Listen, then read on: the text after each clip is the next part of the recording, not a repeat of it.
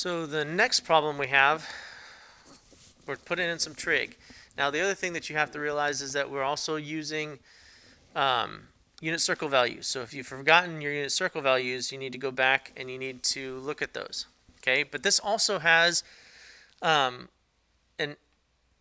of our basic integral rules. Okay, because we have this constant right here of 4. So the first thing I'm going to do is I'm going to take out that 4 to rewrite it a little bit. So take out that 4, we get negative pi over 3 to pi over 3. And this ends up being secant theta tangent theta d theta. Okay, and the other reason I wanted to do this with you is the variable doesn't matter. Remember, this is our variable of integration. It's telling me what variable I'm integrating with. So in this case, it's theta. The last one was x. Okay, now we're going to take the antiderivative of this.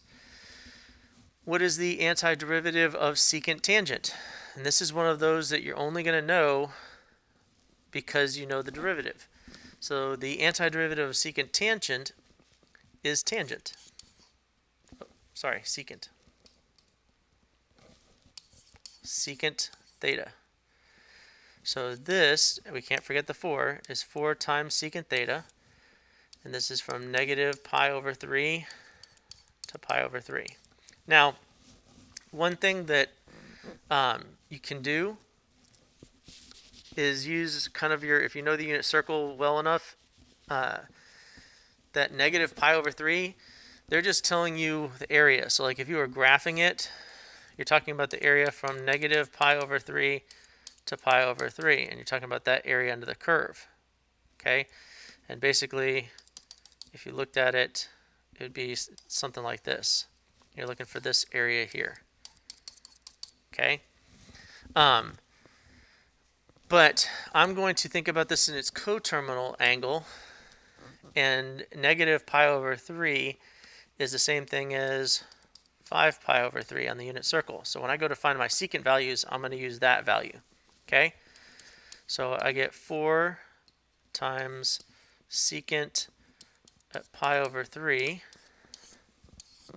minus, I should use brackets there, 4 times secant at 5 pi over 3. Now, secant at pi over 3, okay, that is the reciprocal of cosine at pi over 3. So if you know pi over 3 for cosine, take the reciprocal.